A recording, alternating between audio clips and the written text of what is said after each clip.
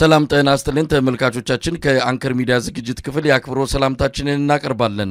የአብይ አህመድ የምስራቅ አፍሪካ አማካሪ አቶ ጌታቸው ረዳ ሰሞኑን በአልጀዚራ ቴሌቪዥን ላይ በመቅረብ ያደረገው ቆይታ መነጋገሪያ ሆኖ ነው የዘለቀው። ቆይታው በተለይም ከአብይ አህመድ ጋር በተያያዘ የተለያዩ ጉዳዮች ተነስተው ለጌታቸው ረዳ የቀረቡ ሲሆን ጌታቸው ረዳ በተለያየ መልኩ አብይ አህመድን ለመከላከል ያደረገው ጥረት የጌታቸው ረዳን መጪ የፖለቲካ ሁኔታ ጥያቄ ውስጥ የከተተ እንደሆነ ብዙዎች የገለጹ ይገኛሉ። በአጠቃላይ የአልጀዚራው ቆይታ ምን ይመስላል? በዚህ ጉዳይ ላይ ከረዳ ፕሮፌሰር ትንግርቱ ገብረጻዲቅ ጋር ቆይታ አደርጋለሁ። ትንግርቱ በጣም አመሰግናለሁ። እንደው ወደዛ ከማለፌ በፊት የጌታቸው ጉዳይ አሁን መነጋገሪያ የሆነበት ሁኔታ ነው የተፈጠረው። ጌታቸው ረዳ ቀጣይ የፖለቲካ ህይወቱ ምን ሊሆን ይችላል? ከዚህ በኋላ ቀና ብሎ መቆም የሚችልበት ሁኔታ አለ ወይ የሚለው በጥያቄ መልክ የተነሳ ነው። እሱን አነሳለሁ። ግን እንደው ጠቅለል ባለ መልኩ ወደ ውይይታችን ከመግባታችን በፊት ኢትዮጵያን ምን ላይ ነው ያለችው? እንደው ባጭሩ ለመግለጽ ያህል ብዙ ነገሮች እየሆኑ ነው፣ ብዙ ነገሮች እየተከሰቱ ነው። ምን ላይ ነው ያለ ነው? ባጭሩ ግለጽና ወደ ጌታቸው ጉዳይ እንሂድ። መሳይ በጣም አመሰግናለሁ። እንኳን አደረሰ ማለት ፈልጋለሁ። አሁን ኢትዮጵያ ያለችበት ሁኔታ ያው የአልጀዚራው ጋዜጠኛ ማዲ ሀሰን በቀጥታ የተናገረው ነገር ነው። ኢትዮጵያ ውስጥ ያለውን የኢኮኖሚ ሁኔታ አንስቶ ሀገሪቱ ውስጥ በምን ያህል ደረጃ ድህነት እየጨመረ እንዳለ አንስቷል። ሀገሪቱ በጣም አሳሳቢ የሆነ የሀገሪቱን ህልውና የሚፈታተን የፖለቲካዊ ቀውስ እንደገጠማት አንስቷል። የሀገሪቱ ውስጥ ያሉትን በርካታ ጦርነቶች አንስቷል። በየአቅጣጫው ያለውን ፍጅት አንስቷል። በሰብአዊ መብት ላይ እየተፈጸመ ያለው ጥሰት፣ በንጹሃን ላይ እየተደረገ ያለው ግድያ፣ ኤትኒክ ክሌንዚንግ፣ ጄኖሳይድ፣ በህዝብ ላይ የሚፈጸም ማንነት ተኮር ግድያና ጅምላ ጭፍጨፋ፣ የዘር ማጥፋት ወንጀሎች ጭምር በሀገሪቱ ውስጥ እየተፈጸሙ እንዳሉ፣ ከጎረቤት ሀገሮቿ ጋር ሰላም እንዳጣች ጀነራሎቹ እየመጡ አብይ አህመድን ጨምሮ እንግዲህ በየፓርላማው በየምኑ ሌላ ሀገር እንኖራለን እያሉ የሚፈነጩበት፣ ይሄም በዓለም አቀፍ ደረጃ ምን ያህል አስፈሪ እና ለቀጠናው ሰላም አደጋ የሆነ ኃይል ኢትዮጵያ ላይ እንዳለ የዓለም አቀፉ ማህበረሰብ እንደሚያውቅ፣ በርካታ የፈረማቸውን ስምምነቶች መተግበር የማይችል አገዛዝ እንደሆነ ፕሪቶሪያን ጨምሮ ሌሎችም ስምምነቶች ከሶማሌላንድ ጋር የነበረውን ሁሉ ስምምነቶች መተግበር የተሳነው አገዛዝ እንደሆነ፣ ሀገሪቱ ዘርፈ ብዙ ቀውስ ውስጥ እንዳለች፣ በህዝቦች መካከል የነበረው ማህበራዊ ትስስር በከፍተኛ ደረጃ እንደላለ እንደተበጣጠሰ፣ በጣም በርካታ እንግዲህ በማዕከላዊ መንግስቱና በክልል መንግስታት መካከል አለመተማመን ከምን ጊዜ በላይ የጨመረበት፣ የኢኮኖሚ ቀውሱ በህብረተሰቡ ኑሮ ላይ በከፍተኛ ደረጃ ጫና የፈጠረበት፣ በዓለም አቀፍ ደረጃ በቀጠናው ላይ ከባድ ውስብስብ ችግሮችን እየፈጠረ እንዳለ እና ያገዛዙ ዕጣ ፈንታ ከነገ ዛሬ ምን ሊሆን ይችላል ተብሎ በዓለም አቀፍ ደረጃ በከፍተኛ ስጋት የሚታይ ሁኔታ ሀገሪቱ ላይ እንዳለ በደንብ ሲያነሳ የነበረው። በአጠቃላይ እንግዲህ የልክ ዛሬም ኤቢሲ ላይ ሳነሳው ነበር። በሁለተኛው ዓለም ጦርነት ጊዜ ጆርጅ ፓተን የዚህ የአሜሪካ ጀነራል አለ እንደሚባለው የአሜሪካ ጠላት መሆን አደገኛ ነው ይላል፣ የአሜሪካ ወዳጅ መሆን ደግሞ ምን ያህል አደገኛ እንደሆነ የተናገረበትን ፌመስ ንግግር ብዙዎች ኮት እያደረጉ ሲናገሩ ሰማለውና ጌታቸው ረዳም የአብይ ወዳጅ መሆናቸው ምን ያህል ዋጋ እያስከፈላቸው እንዳለ የታዘምንበት ነውና አጠቃላይ ኢትዮጵያ ሁኔታ እጅግ አሳሳቢ ሁኔታ ነው እንደምታውቀው ያለው። በዚህ ሂደት ውስጥ እንግዲህ አጭበርብሬም ቢሆን ምርጫ አደርጋለሁ ብሎ ከፍተኛ ተጋድሎ እያደረገ ነው። በዓለም አቀፍ ደረጃም እንደዚሁ የራሱን መልክ ለመሸጥ ጥረት ያደርጋል። በሀገር ውስጥ ያለውን ቀውስ ግን ለመፍታት ምንም አይነት ዝግጅት እንደሌለው፣ አቅሙም እንደሌለው በተግባር እየተረጋገጠ ያለበት ሁኔታ ነው ያለው። ከባድ ምስቅልቅልና ጂኦፖለቲካዊ ቀውስ ውስጥ እንዳለ ነው አገዛዙን የምትረዳው። በሀገር ውስጥም ከፍተኛ እንግዲህ ቅድም ባነሳው መመዘኛዎች ከፍተኛ ቀውስ ውስጥ ያለ ሀገር እንደሆነ ነው መሳይ ላነሳለ የሚችለው። ትንግርቱ አሁንም ወደ ጌታቸው ከመግባቴ በፊት ብዙ ነገሮችን አንስታል። አብይ አህመድ ሰሞኑን የውጭ ገጽታውን ለመገንባት ያላደረገው ጥረት የለም። በደቡብ አፍሪካ ቡድን 20 ሀገራት ስብሰባ ላይ ምንም ነገር በሌለበት በሀገር ውስጥ ለተከታታይ ቀናት ነው ከፍተኛ የዲፕሎማሲ ስኬት አግኝተናል በሚል ከፍተኛ ዘመቻ የተካሄደው። የሲንጋፖርና የማሌዥያ ጠቅላይ ሚኒስትሮችን ሀገር ውስጥ ድረስ በመጋበዝ ነው። በአብይ አህመድ ግብዣ መተው ምንም ነገር ስምምነትም ሆነ ኢትዮጵያን ሊጠቅም የሚችል አንዳች ዲፕሎማሲ ውጤት ሳይገኝ ነው መሪዎቹ ተዝናንተው በኢትዮጵያ አየር መንገድ ተመልሰው ወደ ሀገራቸው ሄዱትና ገጽታ ለመገንባት በሚል የሄደው ርቀት በራሱ ከፍተኛ ኪሳራ ያደረሰበትን መሆኑን ነው የሰማነው። በኢኮኖሚ ረገድ የኢትዮጵያ ብር አሽቆልቁሎ በአሁኑ ሰዓት በተለያየ መረጃ ምንጮች እንደሚገለጸው ከሆነ ከ200 ብር በላይ ሆኗል የአንድ ዶላር ምንዛሪ ዋጋ። ኢትዮጵያ ይህንን እንዴት ልትወጣ እንደምትችል እንግዲህ የሚታወቅ ነገር የለም። አገዛዙ እንዳልከውም ለዚህ ዝግጁ አይደለም። ሀገሪቱን ከገባችበት ዘርፈ ብዙ ችግር ለማውጣት አቅምም ሆነ ፍላጎትም ችሎታም እንደሌለው የታየበት ሁኔታ ነው የተፈጠረው። ምናልባት እዚህ ላይ የተወሰነ ነገር ማለት የሚቻል ከሆነ ሰሞኑን የህዝብን ትኩረት ለማስቀየስ በተለይም ደግሞ በአማራ ክልል የፈጸማቸው ወንጀሎች አስገድዶ መድፈርን ጨምሮ ከፍተኛ አሰቃቂ ወንጀሎችን የሰራበትን ለማድበስበስ እንደዚሁ አንድ ተውኔት የሰራበትንም ከወረ ኢሉ የሰማንበት አጋጣሚ ነው ያለው። ብዙ ነገሮች እየተደረገ ነው ያለው። ምናልባት የመጨረሻው ዘመን ላይ የአብይ አህመድ አገዛዝ ደርሷል ወይ ብለን ግምት እንድንወስድ የሚያደርጉ ነገሮች ናቸው እየተከሰቱ ያሉት። ምን ማለት ይቻላል እዚህ ላይ? ከዚህ በፊት የዓለም አቀፍ ተቋማት ሚዲያዎችን ጨምሮ ሰፕረስ ያደርጋል። የሰብአዊ መብት ተቋማት ሪፖርቶችን እንዳያወጡ ያደርጋል። እነዚህ ሚዲያዎች በነገራችን ላይ ሪፖርት ሲያወጡ አገዛዙ ምንም አይነት አይተህ ከሆነ አንድ የአይሲአርስ ሪፖርት እያየው ነበር እና ሪፖርቱ ላይ ምንድን ነው የሚለው? በውስጥ ስናደርግ የነበርናቸው ጥረቶች ሙሉ ዋጋ ስለሌላቸው ሪፖርቱን ወደ ለማውጣት ተገደናል ነው የሚለው። አገዛዙ ሊያፍናቸው አይችልም። ከዚህ በላይ ለመተባበር ዝግጁ አይደሉም። ምክንያቱም በቃ አገዛዙ ምንም ማድረግ እንደማይችል እርግጠኛ ሆነዋል። አርሲ ላይ ለምን ይመስላል በየቀኑ ሰው የሚገደል? ለምንድን ነው ወለጋ ላይ ሰው በየቀኑ የሚገደለው? ለምንድን ነው ቤኒሻንጉል ላይ ሰው በየቀኑ የሚገደለው? ምንም ማድረግ ስለማይችል ነው። በነገራችን የውጭ ሀገራት መንግስታት እኮ ዛሬ ላይ ሰብአዊ አቅርቦት ድጋፍ ለማድረግ ዛሬ መንገዶችን እና የመንገድ ዋስትናን በተመለከተ ጥያቄ የሚያቀርቡት ደብዳቤ የሚጽፉት ለታጠቁ ኃይሎች እኮ ሆኗል ሀገሪቱ ላይ። ይሄንን አገዛዝ እንደ ሌጂስሌት የሆነ አገዛዝ ሆነ አድርገህ በሀገሪቱ ውስጥ ወሳኝ የሆነ ቁመና ላይ ያለ የፖለቲካ አክተር አድርገህ ልትወስደው የምትችልበት ሁኔታ ሙሉ ለሙሉ እንደከሸፈ ታያለህ። ስለዚህ ምንድነው አሁን ልክ የቲክቶክ ኢንፍሉዌንሰር አይነት ባህሪ ነው ያለው አገዛዙ። ራሱን ፎቶግራፍ እየቸረቸረ በአደባባይ በመረበሽ ድምጽ ማሰማት የሚፈልግ ኃይል ታውቃለህ። ስለ ራሱ ብቻ ነው። በተጨባጭ ሀገሪቱ ምን አይነት ሁኔታ ውስጥ እንዳለች አሁን እሱ የማሌዥያ እና የሲንጋፖር ሰዎችን ወደ ሀገሪቱ ውስጥ ጋበዝኩ ይላል። መጥተው ገንዘባቸውን እንደሚያፈሱለት ተስፋ ያደርጋል። ግን ደግሞ ግሎባል ኢኮኖሚክስ እንደዛ አይሰራም። ግሎባል ኮመርስ እንደዚህ አይሰራም። የዓለም አቀፍ ትሬድ እንደዛ አይደለም የሚሰራው። በዳታ ላይ ተመስርተው ሳይንሳዊ ትንተና የሚሰጡ ናቸው። ዝም ብለው ናይቭ አይደሉም። አንተ መጥተህ በቴሌቪዥን ስላሳያቸው፣ መንገድ ወስደህ መብራት ስላሳያቸው መጥተው ገንዘባቸውን የሚበትኑ አይደሉም። እንደዛ ቢሆን ኖሮ የኤፍዲአዩ ዛሬ የት በደረሰ ነበር። እንደዚህ የምታታልለው ነገር የለም። የኢትዮጵያ ሕዝብ ነባራዊ ሁኔታውን የኢትዮጵያን ሕዝብ በቴሌቪዥን እንደሚያታልለው አይነት የዓለም አቀፉን ማህበረሰብ ማታለል አይችልም። እየሄደ ከተለያዩ ሀገራት ጋር የረባ ዲፕሎማሲያዊ ኢንጌጅመንት ሳይኖረው ከሌሎች ሀገራት ጋር ለምን እንደሄደ ከእያንዳንዱ ሀገር ምን እንደሚፈልግ በተገቢው መንገድ ያልተተነተነ የውጭ ጉዳይ ፍላጎት ያለው አገዛዝ እየሄደ ከእያንዳንዱ ሀገር መሪ ጋር ፎቶግራፊ የተነሳ ሕዝብን ለማናደድ በሚመስል መልኩ እንጂ ተጨባጭ የሆነ ለውጥ ሊያመጡ በሚችሉ ጉዳዮች ለምሳሌ ያደረጋቸው የፎቶ መነሳት ሂደቶች ሁሉ ለኢትዮጵያ ሰላም ምን ፋይዳ ያመጣሉ የሚለውን አንድም የሚገመግም ሰው አታገኝም በዚህ ስብስብ ውስጥ ማለት ነው። ሀገሪቱ ውስጥ ላለ የፖለቲካ ስብራት ምን አይነት መፍትሄ አለው? ለዚህ ሁሉ ጦርነትና ፍጅት ምን መፍትሄ ያመጣል? ማንም መልስ አይሰጥህም። ለሀገሪቱ ኢኮኖሚ ስብራትና ድቀት ምን መፍትሄ ያመጣል? ምንም። እነዚህን ሁሉ ሀገሪቱ ውስጥ ያለው ድቀት መሰረቱ ሀገር ውስጥ ያለው የፖለቲካ ስብራት፣ ሀገር ውስጥ እያካሄደ ያለው ጄኖሳይዳል ጦርነት እንደሆነ እየታወቀ እሱ ግን ከሌሎች ሀገራት ጋር እየሄደ ኑና ሀገሬ ላይ ኢንቨስት አድርጉ፣ መሬት እሸጥላችኋለሁ፣ ከአርሶ አደር ነጥቄ ፓርኮችንም ቢሆን አከራያችኋለሁ፣ ልክ ደቡብ ምዕራብ ላይ እንዳደረገው እንደዚህ እያደረገ ለማታለል ይሞክራል። ግን በርካታ ሀገራት በዚህ አይነት እብደት ውስጥ እና እንደዚህ አይነት የሌባ ግንኙነት ስርዓት ውስጥ መጥተው ገንዘባቸውን ሀብታቸውን ሊያፈሱ የሚችሉበት ሁኔታ የለም።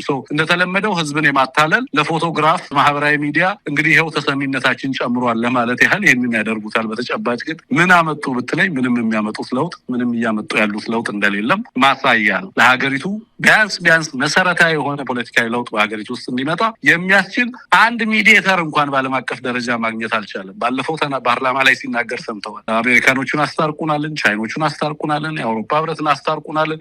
ዋት ምን አመጡ? ምንም አላደረጉለትም። ምክንያቱም ስፖይለር እንደሆነ ያውቁታል። በህግ የሚመራ አይደለም፣ ፕሪንስፕልድ አይደለም፣ ገዳይ ነው፣ በሰብአዊ መብት ጥሰት የሚታወቅ ነው፣ ጦርነት በማወጅ የሚታወቅ ነው፣ በጥባጭ ነው። ቀጠናው ላይ ምንም የሚረባ ሪላያብል ፓርትነር እንዳልሆነ የአንድ ስቴት መገለጫ ፕሬዲክታቢሊቲ ነው። ይሄ አገዛዝ ግን በሞስት አንፕሬዲክታብል በኢትዮጵያ ብቻ ሳይሆን በቀጠናው ላይ ከተነሱ ሀገራት ሁሉ እንደዚህ አይነት አንፕሬዲክታብል የሆነ ስርዓት በዛ አካባቢ ላይ ታይቶም ተሰብቶም የሚታወቅ አይመስለኝም መሳይ። እና እነዚህ ሁሉ ኪሳራዎች ናቸው። እንዳልከው ደግሞ ሲጋለጥ ነበር የነበረው። እጅ ይቆርጣሉ እያለ ለማሳየት ሞከረ። ራሱን እንደዛ ሲያጋልጥ ነበር የነበረው። በአንጻሩ ሲደፍራቸው ሲያስገድል የነበረው ህዝብ ላይ ጾታዊ ጥቃትን የጦርነቱ አካል አድርጎ እንደሚጠቀም ነው የተረጋገጠው መሳይ። በስፋት ጾታዊ ጥቃት እንዴት የዚህ የጦርነት አካል በሁሉም አቅጣጫ አንድን ህዝብ እንደሚያጠቃ፣ አንድን ህዝብ ለማዋረድ እንደሚሰራ፣ አንድን ህዝብ ለማጥፋት ሁሉንም አይነት መንገድ እንደሚጠቀም ትረዳለህና ስለ ነገ ስለ ሀገሪቱ ጣፈንታ በህዝቦች መካከል ስለሚኖር መስተጋብር ሳይጨነቅ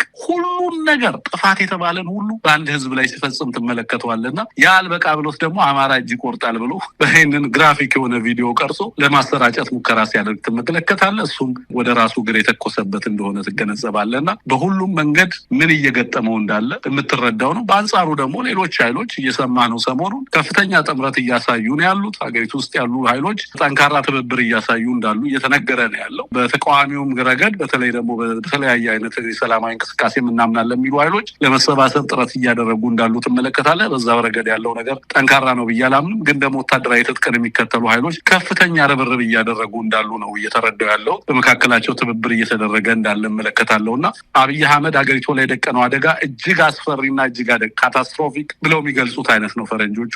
እጅግ አደገኛ ውጤት ሊያመጣ የሚችል እንደሆነ ግን ደግሞ ሀገሪቱን የማዳን ዕጣ ፈንታ በኢትዮጵያ ሕዝብ ላይ ነው ያለው። በተለይ ደግሞ በትጥቅም በሌላም መንገድ ይሄንን ስርዓት እንታገላለን የሚሉ አክተሮች ይሄንን ተገንዝበው ከፍተኛ የሆነ ርብርብ ማድረግ ያለባቸው ጊዜ ነው ብዬ ነው ማምነው። ወደ ጌታቸው ቃለ መጠይቅ በአልጀዚራ ላይ ወደዛ ነው ማልፈው። ምናልባት አንዳንድ ጉዳዮች አሉ ወደፊት በሰፊው ስንገናኝ የምናወራበት ይሆናል። አብይ አህመድ የኮፕ 32 የሚባል ከአየር ንብረት ጋር የተያዘ ዓለም አቀፍ ስብሰባ በኢትዮጵያ ይካሄዳል። እንግዲህ ይህንን ስብሰባ ለማካሄድ ደጅ ጠንቶ ብዙ ነገሮችን አማላጅ ልጎ ያገኘው ነው። ያው ገጽታ ግንባታ በሚል የሚዘጋጅ ነው። ኢትዮጵያ ምን የምታገኘው ነገር የለም። አብይ አህመድ እንደዚህ አይነት መድረኮችን በማዘጋጀት በዓለም አቀፍ ደረጃ የተበላሸውንና በጣም በከፍተኛ ደረጃ ወደ ታች ያሽቆለቆለውን ገጽታውን ለማስተካከል ከሚወስዳቸው እርምጃዎች አንዱ ተደርጎ ሊወሰድ የሚችል ነው። ለዛም አገር አቀፍ ኮሚቴ አቋቁሟል። በየኮሚቴው ስብሰባ ላይ እየተገኘ ማብራሪያ መስጠት፣ ያው የቴሌቪዥን መታየት፣ በስክሪን ላይ መታየት እንዲህ አይነቱን አጋጣሚ ይጠቀማል። እንግዲህ የኢትዮጵያ ሕዝብ በሚቀጥሉት ቀናትና ሳምንታት በዚህ የኮፕ 32 በሚባል የሚካሄደው የዓለም አቀፍ የአየር ንብረት ጉባኤ ፕሮፓጋንዳዎች የሚጨናነቅ እንደሚሆን ይጠበቃል። ሌላው 6 ግለሰቦች 5.6 ቢሊዮን ገንዘብ ዘርፈዋል የተባለበት የሰሞኑ ዜና ነው። እንደሚባለው ከሆነ ገንዘቡ ከ20 ቢሊዮን ብር በላይ እንደሆነ ነው የሚገለጸው። እንዲህ አይነት በጣም አስደንጋጭ መረጃዎች፣ ዜናዎች የሚሰሙባት ሀገር ናት ኢትዮጵያ። ወደ ጌታቸው ጉዳይ እንመለስ። እንዴት አየኸው? ውይይቱን ሲጠበቅ ነበረ። የ2-3 ደቂቃ ቁራጭ ሰምተን ስንወያይ የከረምንበት ብዙ ነገሮችን እንዲሁ ስንተነትን የቆየንበትን ጉዳይ ዛሬ ሙሉ ውይይት ከቀረበ በኋላ ብዙ ነገሮች እየተባሉ ነው። እንደው ባጭሩ ውይይቱን እንዴት አገኘኸው? ኮፓ 32ን በተመለከተ ስብሰባውን በተለይ ሜጃቸውን ለመቀንትን ለማለት እንደሚጠቀሙበት ያው ዩናይትድ አረብ ኤምሬቶች ለዚህም ገንዘብ እንደሚመድቡ ከዚህ በፊት የወጡ መረጃዎች ነበሩ።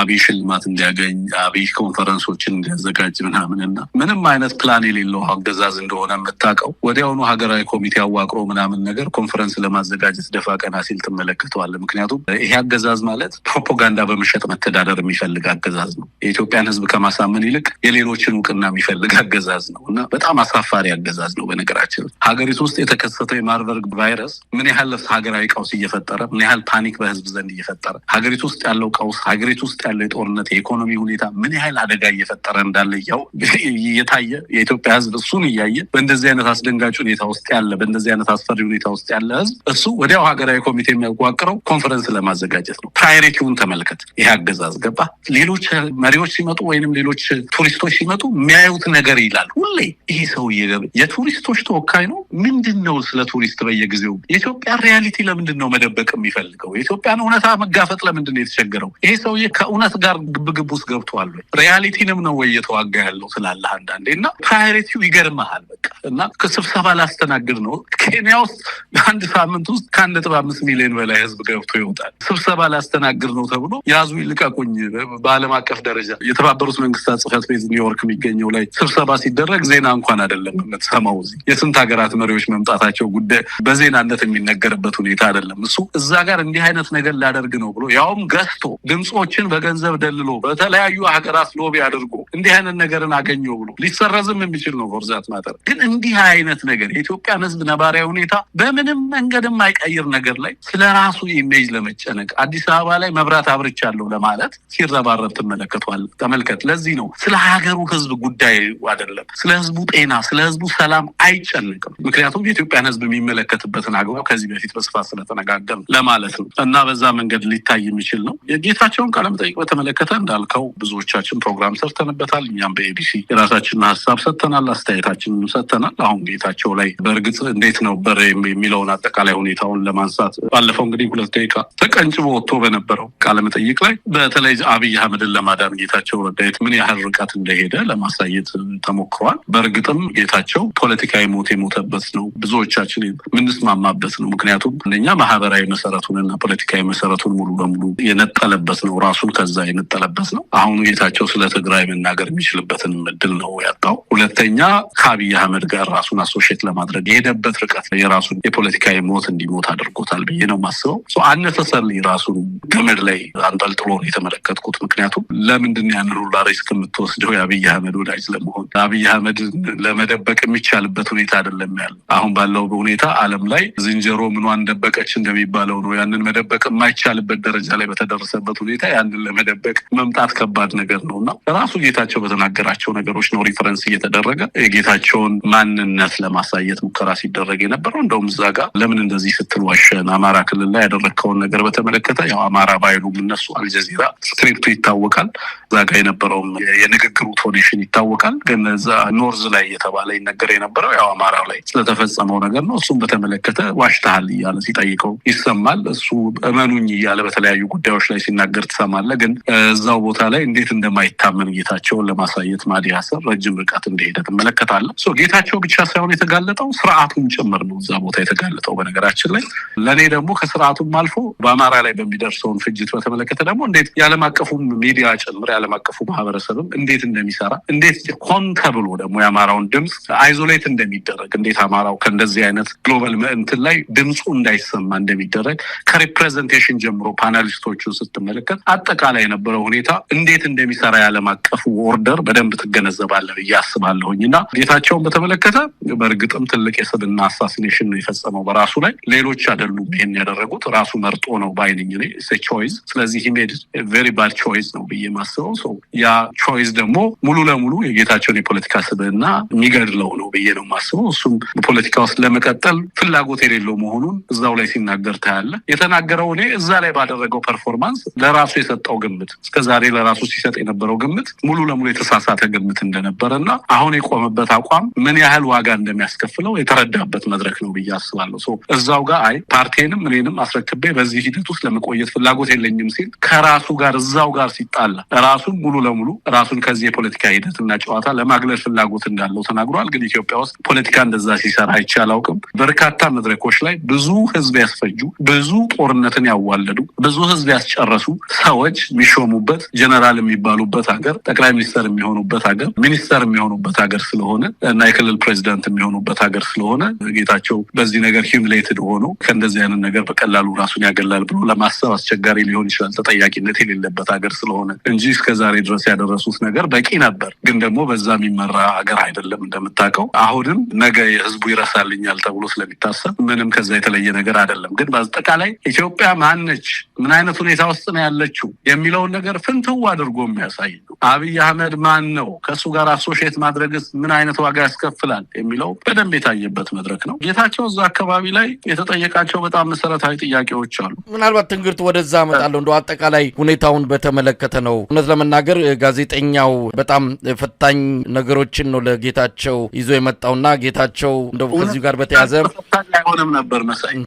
እውነትን ለመጋፈጥ ፈቃደኛ ለሆነ ሰው ፈታኝ አይደለም። ግን ጌታቸው ገባህ እውነትን ለመጋፈጥ ሳይሆን ይኸውልህ ጌታቸው አብይ አህመድን በተመለከተ ትክክለኛ አሰስመንት በጦርነቱ ወቅት ሰርቷል ብዬ ነው የማስበው። አብይ አህመድን በተመለከተ የነበረው አሰስመንት ዛሬ ኢትዮጵያውያን የሚስማሙበት አሰስመንት ነው።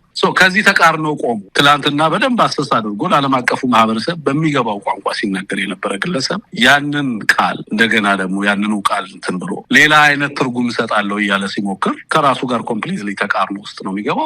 ከዛ በኋላ የሚናገረው ነገር ሎጂካሊ ራሱ ስለ ጌታቸው መጣል። አሁን ጋዜጠኛውን በተመለከተ አጠቃላይ የመድረኩን ሴታፑን ቀደም ሲልም አንስተከዋል። ፓናሊስቶቹ እነማን ናቸው አይተናቸዋል። ሶስቱም በመድረኩ ላይ የነበሩት ፓናሊስቶች ከኢትዮጵያ አጠቃላይ ሁኔታ ጋር በተያዘ ከአማራውም ትግል ይሁን ከኢትዮጵያዊነት ጋር በተያዘ ያላቸው አቋምና ሲያራምዱት የነበረው ነገር ምንድን ነው ብለን ወደኋላ ስንፈትሽ በትክክልም ጋዜጠኛው ለመድረኩ ፓናሊስት ብሎ ያቀረባቸው እውነት ለመናገር የሚወክሉ ናቸው ወይም የተለያዩ ድምጾችን የተለያዩ አመለካከቶችን የሚወክሉ ናቸው ብሎ ለመደምደም የሚያስቸግር ነው። ነገር ግን አብይ አህመድን በተመለከተ እንዲሳል የተፈለገበት ወይም ደግሞ በማወቅም ይሁን ባለማወቅ እንዲንጸባረቅ የተፈለገ የአብይ ማንነት አለ። አብይ አህመድ ሜጋ ብሎ ገልጾታል። ሜክ ኢትዮጵያ ግሬት አጌን፣ ኢትዮጵያን ተመልሳ ታላቅ እንድትሆን ማድረግ የሚል ነው። አብይ እንደዛ አይነት ሰው ነው ወይ? ጋዜጠኛው እንደዛ አድርጎ ለመሳል ያለፉትን የኢትዮጵያን ታላቅነቶች ለመመለስ የሚሰራ ህልሙም ያ ነው የሚል ነገር በማንሳት ነው እንግዲህ ለፓናሊስቶችም ጋዜጠኛው ያነሳላቸው። እውነት አብይ እንደዛ አይነት ሰው ነው? አብይ አህመድ ትላንትን እያፈረሰ ዛሬን እየበጠበጠ ነገን ተስፋ እንዳይኖር ያደረገ ምኑም የማይታወቅ ትላንት ዛሬ ነገ የሌለው ሰው እንደሆነ እየታወቀ የኢትዮጵያን የትላንት ታላቅነት ለመመለስ የሚሰራ መሪ አድርጎ የሳለበትና ያቀረበበትን መንገድ እንዴት ተመለከትከው? እዛ ጋር ፓናሊስቶቹ እነማን እንደሆኑ ከተመለከትክ ይሄ ትርክት የማትርክት እንደሆነ ይገባሃል። ይሄ ትርክት አብይ አህመድን እንደውም በዚህ በቀደምት ኢትዮጵያዊ ኢምፔሪያሊስት አምቢሽን ወራሽ አድርገው ለማቅረብ ነው የሞከሩት። ይሄ እንጸዳለ አማራውን የሚከሱበት እስከ ረጅም ጊዜ ለአማራው ሲሰጥ የነበረ ትርክት ነው። ያንን ትርክት እንዲገዛ ጋዜጠኛው ተደርጓል። በተለይ በትግራይና በኦሮሚያ በኩል ያሉ ልሂቃን በተደጋጋሚ እንደዚህ አይነት ነገር ሲያስተጋቡ አውቃለሁ። አሁንም እነጸዳለ እዛ ጋር እንግዲህ እንደምታየው ፓናሊስቶች መንግስት ደጋፊም ሆኖ የመጣው ልጅ ማን ለሜሳ የሚባለው ኦህዴድ ነው ወይ ደግሞ የኦሮሞ ፖለቲከኛ ነው፣ በስመ ሰባዊ ምናምን እንትን ነው እዛ ጋር የመጣው። በጋዜጠኝነት መንገድ ደግሞ የመጣችው ያው ጸዳለም ደግሞ ማን እንደሆነች በትክክል እዛው ጋር ትረዳለህ። ስለ አጫሉና ስለ በቴ ኡርጌሳ እንጂ ስለሌሎች ኢትዮጵያውያን ሞት ለማንሳት ድፍረቱን አልነበራትም። እዛ ቦታ ላይ ጌታቸው አብይን ነው ዲፌንድ የሚያደርገው። ምርጫው መቼ ነው የሚካሄደው ምናምን እያለ የሚጠይቀው ኦዲየንስም የዚህ ያገዛዙ ኦዲየንስ ነው።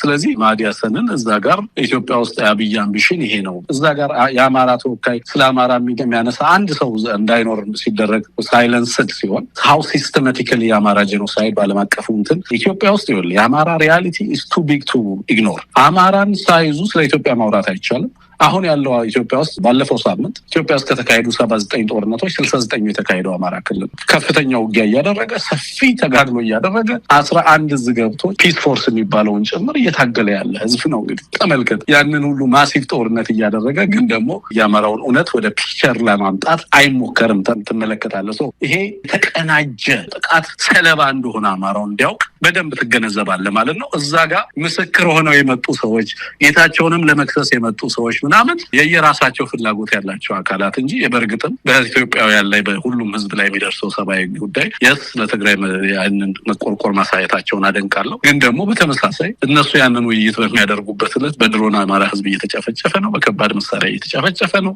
ከባድ ጦርነት ታውጆበት ከባድ ዋጋ እየከፈለ ነው ያለው። ተመልከት እንግዲህ እና እዛ ጋር ኢምፔሪያል አምቢሽን ነው አብይ አህመድ ያለው ተብሎ ሲነገር ልክ የአብይን ስርዓት የአማራ ስርዓት አድርጎ ለማቅረብ ግን እዛ ጋር ደጋፊውም ማን ነው? የኦሮሞ ተወላጅ ነው። ተቃዋሚም ሆነ የመጣው ኦፖዚሽንም ራሳቸው የኦሮሞ ልሂቃን ናቸው እና በደንብ ስቴጅ የሆነ ድራማ እንደሆነ ይገባሃል ማለት ነው። እውነታው ግን ምንድን ነው? ያው ኢትዮጵያ ውስጥ ይሄ ትርክት የትም ዋጋ እንደማያስከፍለው የዜሮ ሰም በጣም አደገኛ ትርክት አማራን ብዙ ዋጋ ያስከፈለ፣ ኢትዮጵያን ብዙ ዋጋ ያስከፈለ ዜሮ ሰም ጌም ፖለቲካ ነው። የትም አይደርስም። እውነት ለመናገር ምንም ሊል ይችላል ትርክቱ። ይህን ትርክት መታገል ይጠበቃል ከእያንዳንዱ ፍትህ ወዳድ ኢትዮጵያ። እውነት ለመናገር ያለው ሪያሊቲ ሌላውም የትግራይም የኦሮሞ ልሂቃንም በደንብ በድፍረት ከሬጁ ሊኖራቸው ይገባል። በአማራው ላይ የሆነውን ነገር እውቅና ሳትሰጥ ያንተን እውቅና እንዲሰጥ አትጠብቅም አይደል? ፍትህ ሲሆን ለሁሉም ፍትህ ነው የምትጠይቀው። ጥፋት ተፈጽሟል፣ ጄኖሳይድ ተፈጽሟል፣ ክሊንሲንግ ተፈጽሟል ስትል እነዚህ ሌጋል እንትኖች ናቸው።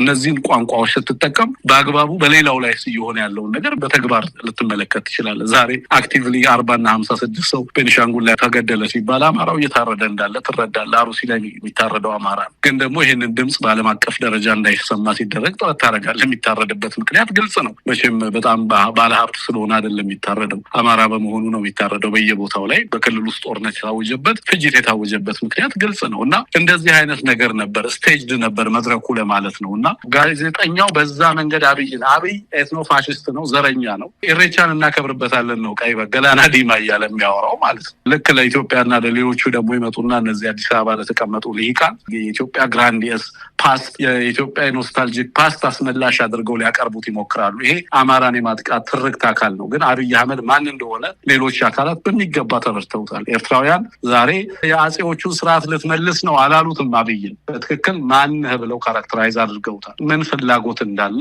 በምን መልኩ ይሄ ኤክስፓንሽኒዝም የሪደንቲዝም ጥያቄ ከማን እንደመጣ ከየትኛው ልሂቅ እንደመጣ በትክክል የተገነዘቡበት ነው ብዬ ነው ማስበው። እና ያ መድረክ ግን እንደዛ እንዳልከው በእንደዛ አይነት መልኩ ስቴጅ የነበረ ነው ማለት ይቻላል። እሱ አይደለም አብይ ድሬዳዋ የኛ ነው የሚል ነው።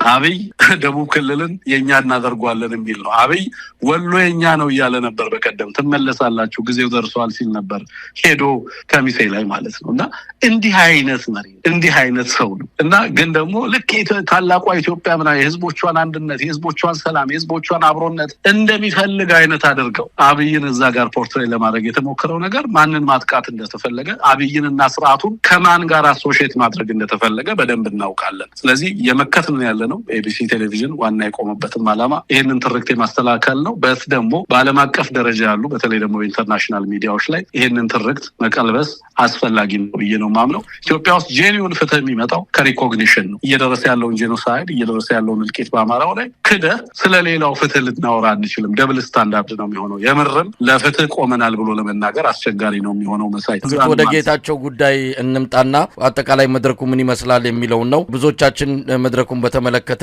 ትኩረት የጌታቸው በዛ ደረጃ የትላንት አቋሙን ትቶ የትላንት ማንነቱን ወደ ጎን አድርጎ አብይን ለመከላከልን ሲተጣጠፍ ያየንበት ሁኔታ እዛ አዳራሽ ውስጥ ያሉትንም ታዳሚዎች ጭምር በአግራሞት ሲመለከቱት የነበረ ነው። አስገራሚ ነው። ጌታቸው በዚህ ደረጃ ይንሸራተታል፣ በዚህ ደረጃ አቋሙን ይቀይራል ተብሎ አልተጠበቀም። ግን ያየነው ነገር ተአምር ነው የሆነብን። ከአጠቃላይ ከመድረኩ ሁኔታ አንጻርም ተነስተን ስንመለከተው ጌታቸው ብቻ አይደለም በዚህ መድረክ ላይ የተዋረደው አብይ አህመድ ማን እንደሆነ ጋዜጠኛው አብይ አህመድን ነው በዚህም በዛም እየተመላለሰ ጉዳዮችን እያነሳ አብይ አህመድ ማን እንደሆነ፣ ምን ያህል በህዝብ ዘንድ እንደተጠላ፣ ምን ያህል አቅመቢስ እንደሆነ ብዙ ነገሮች እንዲነሱ ነው ያደረገውና አንዳንዶች ጌታቸው የተዋረደበት ነው የሚል ነገር አንስቷል። አዎ በእርግጥም በዛ መስማማት ይቻላል። ግን ደግሞ ከምንም በላይ አብይ አህመድ ማን እንደሆነ በዓለም አቀፍ መድረክ ላይ የተንጸባረቀበት ነው ማለት ይቻላል። ይሄን አላየም ትንግርቱ?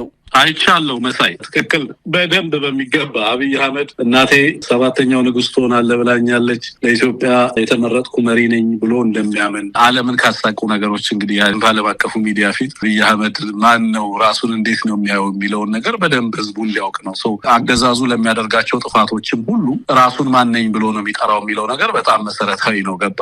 አንድ ሰው እኔ በዲሞክራሲያዊ መንገድ የተመረጥኩ ነኝ ወይንም ደግሞ እኔ ልክ እንደ ማንኛውም ሰው ኢትዮጵያን የማገልገል ኃላፊነት አለብኝ፣ ኢትዮጵያ ግን ሁሉም ነች፣ ስለዚህ በምርጫ ከተሸነፍኩኝ ኢትዮጵያ ሰላማዊና ዲሞክራሲያዊ ስርዓት እንዲገነባ ነው ጥረት የማደርገው ምናምን የሚል ሰውና አይን የተመረጥኩ በህግና በስርዓት ነው የምመራው የሚልና አይ ፈጣሪ ነው የቀባኝ የሚል ሰው ገባ? ልዩነት አለው። የዓለም ፖለቲክስ እንዴት እንደሚሰራ ይታወቃል። የሶርስ ኦፍ ኦቶሪቲ የስልጣን መነሻ እና ግንዛቤ በጣም ማተር ያደርጋል። እና እሱ አብይ አህመድ ካሪዝማዬ ነው እንድመረጥ ያደረገኝ አይልም፣ ወይንም ደግሞ በህግና በስርዓት ከህግ በመነጨ ስልጣን ነው ሀገር የምመራው አይልም፣ ከፈጣሪ በተሰጠኝ ነው የሚለው።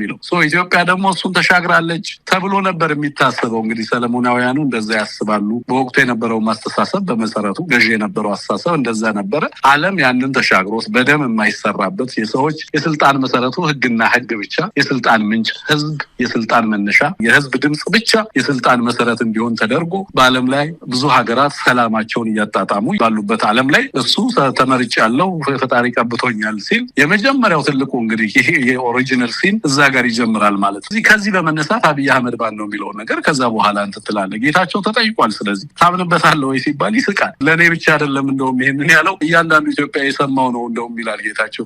በህዝብ ፊት አይደል እንደ እንደዚህ ያለው ምናምን ይላል ማለት እንዲህ አይነት ነገሮችን ሊደብቅለት አይችልም። ገባ?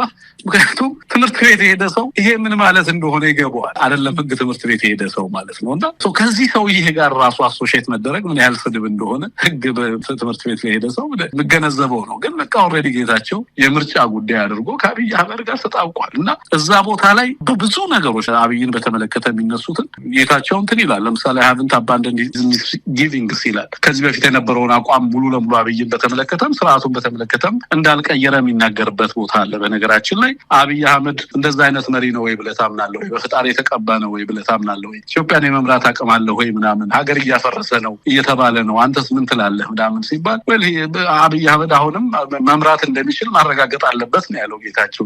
ስለዚህ አያምንበትም ስቲል ማለት ነው መምራት እንደሚችል ሀገሪቱ ውስጥ በሳቸው ጸጋ በሳቸው በረከት ውሃ ጠጣን የሚል ሰው በየቦታው ላይ የአብይ ደቀ መዝሙሮች በየዕለቱ ይህንን ነው የሚሉት። ጌታቸው ደግሞ በተቃራኒው አይ ሰውየው ገና መምራት አለመምራቱን ማረጋገጥ አለበት፣ ሂዝየት ፕሩቭ ሊደርሺፕ ካፓሲቲ ያለው የለውም የሚለው ገና በሂደት የሚረጋገጥ ነው። እስካሁን ግን ይህን ሁሉ ዓመታት እንግዲህ 2 ፕሬዚደንት ይመረጣል አሜሪካ አብይ አህመድ በስልጣን ላይ ቆየበትን ጊዜ ብትወስደው ማለት ነው። እና በዚህ ሁሉ ጊዜ መሪ መሆኑን አላረጋገጠም የሚል ነገር አንስቷል። ይሄ ከባድ ነገር ነው ለአብይ አህመድ አገዛዝ ማለት ነው። እና መደመርን አንብበሃል ወይ ምናምን ሲባልም እዛ ላይ የሚያነሳው ነገር ተራ ነገር አይደለም። አሁን ያለውን ያነበብኩት ምናምን ይላል። ከዛ ይሄ ኖብል ዶክመንት ነው ብለሃል ምናምን ሲባል በራሱ ያፍራል። እዛው ጋር በአደባባይ እንትን ሊል አልቻለም። ግን ደግሞ በፊቶቹን እንዳላነበበ ይናገራል በግልጽ። ምን ማለት ነው እንግዲህ የጠቅላይ ሚኒስትሩ አማካሪ ከሆንክ የጻፋቸውን ከዚህ በፊት የጻፋቸውን መጽሐፎች ሳታነብ በመጨረሻው መጽሐፍ ላይ ብቻ ሪያክት ወይም ሪፍሌክት እንድታደርግ ከተደረግ በግልጽ የመጀመሪያዎቹን ቆይ ላንብብ ምናምን ማለት ይጠበቅባል። አይ ይህንን በግድ አንብብ ተብሎ ሪፍሌክት አድርጓል ማለት ነው። ካልሆነ ደግሞ የበፊቶቹ መጽሐፎች ጊዜውን የሚፈልጉ ጊዜ ሰጥቶ ሊያነባቸው የማይገቡ ተራ ነገሮች እንደሆኑ አምኖበታል ማለት ነው። አሁን እንደዚህ አይነት ቃላቶችን ለመጠቀም ይጠነቀቃለሁ። እንደ በፊቱ አይደለሁም፣ ብዙ ነገር አስተምሮኛል ምናምን ይላል ያለፉት 5 ዓመታት። ግን በአጠቃላይ ያለፈውን መደበር እያለ ሰውየው በየጊዜው የሚያወጣቸውን በሌሎች ተጽፈው ለኢትዮጵያ ሕዝብ የሚበተኑ ምናምን መጽሐፍቶቹን በተመለከተ ግን ምንም አይነት ነገር በዛ ረገድ ላይ እንዳላነበበው ምንም አይነት ሀሳብ መስጠት እንደማይችል ትረዳለህ። የጠቅላይ ሚኒስትሩ አማካሪ የሆነው ሰውዬ ጠቅላይ ሚኒስትሩ አለኝ የሚላቸውን ነገሮች በጻፋቸው ነገሮች ውስጥ ያለውን ነገር አላነበብኩትም፣ አላየሁትም፣ ያየሁት የመጨረሻውን ብቻ ነው ሲል ምን አይነት ስርዓት እንደሆነ እየነገረ ነው። ምን አይነት ቦታ እንደሚሰጠው ለግለሰቡ እየነገረ ነው ማለት ነው። እና በዛ መንገድ ትረዳለህ። አጠቃላይ አብይ አህመድን በተመለከተ ምን አይነት ገዳይነቱን፣ አጥፊነቱን በቀጠናው ላይም በሀገሪቱ ላይም እየፈጠረ ያለውን ነገር፣ የኢኮኖሚ ቀውሱን፣ ሀገሪቱን ወደየት እየወሰዳት እንዳለ ኢቭን ከፓናሊስቶቹ ጭምር እንዲህ አይነት ነገሮች ተነስተዋል። እና ዓለም ለሀገሪቱ ያለው ነገር ሲነሳ አትሊስት እዛ የነበረው ኦዲየንሱ ራሱ በምን ያህል ስጋትና ድንጋጤ ነገሩን ሲሰማው እንደነበረ የምትረዳው ነው። የሀገሪቱ አስደንጋጭ ሁኔታ ብቻ ሳይሆን አብይ አህመድም ራሱ በምን ያህል ደረጃ ዓለም እንደሚያውቀው እንዴት ኤክስፖዝ እንደተደረገ ትመለከታለህ። ኢት ዋዝ ሪሊ ጌታቸው አብይን እዛ ጋር ወክሎ ለመገኘት መሞከሩ ትልቅ ሱሳይድ ነው ብዬ ነው የማስበው። ለመፍቀዱ በራሱ አደገኛ ስህተት እንደሆነ ትረዳለህ። አፈናን በተመለከተ፣ ጦርነትን በተመለከተ፣ ኢኮኖሚውን በተመለከተ፣ ጋዜጠኞችን በተመለከተ፣ የፖለቲካ እነ ክርስቲያን ታደለን ጨምሮ ያለውን ነገር ተነስቷል። ወልቃይት ጉዳይም እንደዚሁ ተነስቷል። የተፈናቃዮች ጉዳይም እንደዚህ ተነስቷል። ተፈናቃዮችን በተመለከተ ከተነሱት ነገሮች ጌታቸው ምንድን ነው የሚለው? ተፈናቃዮቹ እንዳይመለሱ ያደረጉት ጸዳለ እዛ ጋር የምትለው ነገር በጣም ይገርማል። እሷ እንዳይመለሱ ያደረጉት አማራዎች ናቸው፣ ወልቃይትን የሚያስተዳድሩት አካላት ናቸው ነው የምትለው። ከአንዴም 3 ጊዜ መልሰዋቸዋል ብላ በቁጣ ትናገራለች። ጌታቸው ደግሞ ይህንን ለፖለቲካ ቁማር የሚጠቀምበት ኃይል ትግራይ ላይ ነው ያለው እያለ ደግሞ ሲናገር ትሰማለህ። አልተስማሙም እነዚህ ሁለት ኃይሎች። ያው እሷ ማስጠቆር የምትፈልገው ኃይል አለ፣ ቢኮዝ የራሷ የፖለቲካ ፍላጎት እንዳላት እገነዘባለሁ። እሱም ደግሞ የራሱን ነጥብ ማስቆጠር ይፈልጋል። በዚህ ሂደት ውስጥ ራሱን መከላከል የማይችለው ማን እንደሆነ ያው ግልጽ ሆኖ ትመለከታለህ ማለት ነው። እና እንዲህ አይነት ነገር ነበር የነበረው መሳይ። ትንግርቱ አሁንም ብዙ ነገሮች አሉ። ያው የቱን ትተን የቱን እንደምናነሳ ግራም ያጋባ ነው። ግን በአጠቃላይ ጌታቸው ረዳ ብዙዎች እንዳሉት እኔም ቃለመጠይቁን እንዳየው የተሰማኝ ነገር አለ። የፖለቲካው ጌታቸው ረዳ የቀብር ስነ ስርዓቱ የተፈጸመበት መድረክም አድርጌ ነው የወሰድኩት። ከዚህ በኋላ ጌታቸው ረዳ ቀና ብሎ እንደው በፖለቲካው መድረክ ላይ ልናየው እንችላለን፣ አናቅም። እንዳልከው በኢትዮጵያ ፖለቲካ በድንቁርና የሞሉ ሰዎች ገዛዙ ላይ ተቆጣጠሩት በመሆኑ ጌታቸው እንደዚህም አይነት ነገር ነጥብ ጥሎ ተዝረክርኮ ተመልሶ ቢሄድና መድረክ ላይ ቢታይ ላይደንቀን ይችላል። የኢትዮጵያ ፖለቲካ ብዙ ነገር ግራ የሚያጋባ ስለሆነ ጌታቸው ረዳ አብይ አህመድን አዋርዶታል፣ እንደውም በአብይ አህመድ ላይ የበለጠ ገጽታውን አበላሽቶታል በሚልም እነ ፕሮፌሰር አለማየሁ ገብረ ማርያም ጽሑፍ ጽፈውበታል። ጌታቸው ከሁለት አንድ ያጣ ሆኗል። ወይ ከአብይ አህመድ ደጋፊዎች ወይም ከአብይ አህመድ አልሆነም። ብዙ ቅሬታ እያመጡ ነው። ብዙ ወቀሳዎችን ጌታቸው ላይ እየሰነዘሩ ይገኛሉ የብልጽግና መንደር ሰዎች። እነ ፕሮፌሰር አለማየሁ ገብረ ማርያም ከነዚህ መሃል አንዱ ናቸው። ጌታቸው በዚህ በኩልም በትግራይ በኩልም ምንም የሚያገኘው ነገር የለም። አሁንም እንደ ካዲ እየታየ ነው የሚገኘውና እንደው በአጠቃላይ ይሄ ቃለ መጠይቅ የኢትዮጵያን ፖለቲካ እንዴት አድርገን እንድንስለው ነው የሚያደርገው? አብይ አህመድን ማንም ዲፌንድ ሊያደርገው አይችልም፣ ኢንክሉዲንግ ሂምሰልፍ። አብይ አህመድን ራሱም አብይ አህመድ ሊከላከል አይችልም። በነገራችን ላይ እንደ አብይ አህመድ በጣም ደካማነቱን ተጋላጭ የሆነ መሪ በዓለም ላይ አለ ብሎ ለመናገር ወይም ተጋላጭ የሆነ አጥፊ በዓለም ላይ አለ ብሎ ለመናገር ይቸግራል። በጣም ጎበዝ ዲክታተሮችን እናውቃለን። ጎበዝ ስልህ ቢያንስ ራሽናሊ ራሳቸውን ለመከላከል የሚያስችሉ እንትን ውስጥ የሚገቡ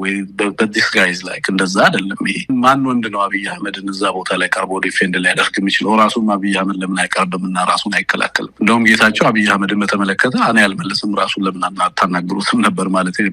የጌታቸው ስህተት ራሱን አለመሆኑ እና እውነቱን አለመኖሩ። ጌታቸው የዋጋ ኮስት ያደረገው ራሱን መድገም ስለተሳነው። ኮንሲስተንሲ የፖለቲካ ካራክተር መገለጫ አንደኛው ቨርቹ መገለጫ ነው። እነ ማኪያቬሊ እንደሚሉት ሌሎቹን እንኳን ኮት ባላረግላቸው በእነሱ ቢያንስ ቨርቹ በጣም መሰረታዊ ነገር ነው።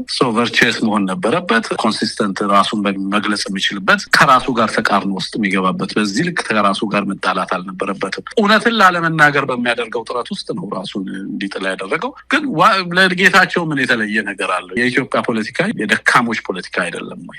አቅም በሌላቸው ሰዎች የሚመራ አይደለም ወይ? ሁሉም ይሄው እንደዚሁ አይደሉም ወይ? በቃ ይሄው ናቸው።